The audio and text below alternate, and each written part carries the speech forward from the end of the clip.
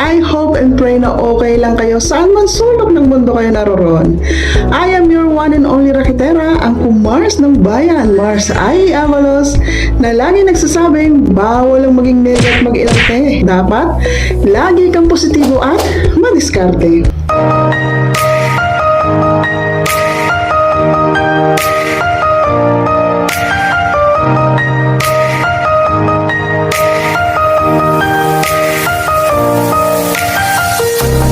Video mga kumars ay isishare ko sa inyo paano natin mapapalaki yung wallet size ng ating GCash mobile wallet para hindi nalilimitahan yung mga transactions natin dito sa ating GCash mobile wallet.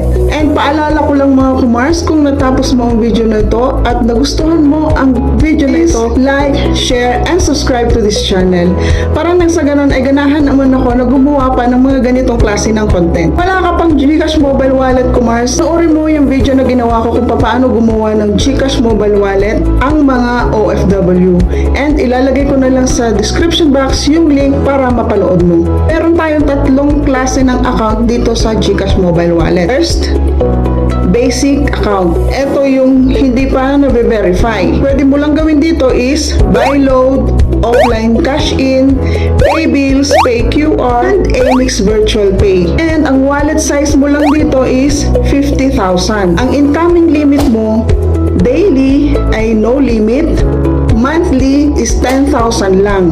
So kapag na-reach mo na yung 10,000 ay hindi ka na makaka-receive, so next month na uli.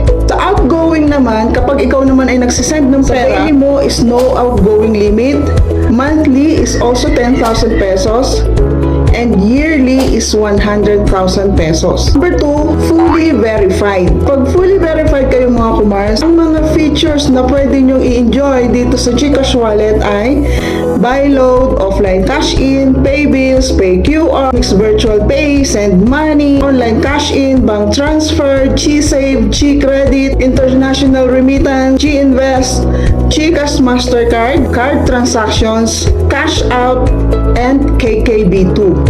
Yun yung mga pwede mong i-enjoy na features kapag ikaw ay fully verified. And kapag fully verified ka naman mga kumars, ang iyong wallet size is 100,000. Ang coming limit mo per day is no limit, monthly ay 100,000. Outgoing mo naman, 100,000 ang daily. Pwede kang mag-send ng 100,000 daily.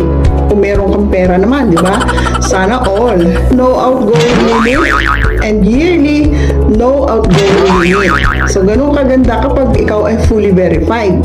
And third account type dito sa GCash wallet ay fully verified with link bank account, GSave, GInvest, and enterprise. Kung magkano naman mga kumars ang ating limit pagdating dito? Ang wallet size ng isang fully verified link banks and GSave ay 500,000 pesos. Incoming limit per day is no incoming limit per day. Sa monthly ay 500,000. Sa outgoing limit naman mga kumars, daily ay 100,000. Pwede kang mag-send kahit kanino up to 100,000 pesos. Monthly, no outgoing limit, and yearly, no outgoing limit din. So, ang tanong niya naman ngayon, kumars, paano mo i-upgrade ang iyong account? Pero bago yan mga kumars, bago natin ipagpatuloy ang video na ito, ipapaalala ko lang mga kumars, kung nagustuhan nyo ang video na ito, please do like, share, and subscribe to this channel. Ang sa ganun mga kumars, ay ganahan naman ako na gumawa pa ng mga ganitong klase ng content. How to upgrade yung account type dito sa GCash wallet. O pag basic ka, register to GCash, gusto mong i-fully verified ang iyong GCash account, send ka kay GCash ng picture ng iyong ID. It's either postal, SSS, passport, at iba pang mga primary IDs na meron ka. And magte-take ka ng selfie, fill up the information na kailangan, isend mo yung application mo kay GCash. Make sure mga kumars, lahat ng mga isisend yung information and mga IDs ay talagang yun yung mga ginagamit ninyo. Nang sa ganon ay hindi maantala yung pag-apply nyo, pag fully verified nyo ng inyong mga GCash mobile wallet. There are the ways you can upgrade your wallet to 500,000 mga kumars.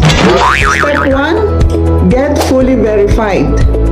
Step 2, link one of your accounts like BPI, Union Bank, and Pioneer. Step 3, open a GSave or GInvest account and deposit or invest at least 100 pesos. So, ganun lang kadali kumars. Paano magkaroon ng 500,000 na limit dito sa GCash mobile wallet. So, remember mga kumars, your wallet limit refreshes monthly.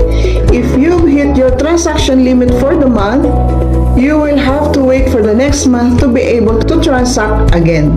So, that's it mga kumars. I hope ay may natutunan kayo sa video na ito. And ma-appreciate ko mga kumars kung isi-share nyo ang video na ito sa lahat ng mga kumars natin na mayroong GCash mobile wallet. Para malaman din nila kung paano ma-upgrade yung kanilang wallet size ng kanilang GCash mobile wallet. So, that's it mga kumars. I am your one and only Rakitera, ang kumars ng bayan, Mars Ayee Abalos, na lagi nagsasabing, bawal ang maging nega at mag-inarte. Dapat, lagi kang positibo at madiskarte.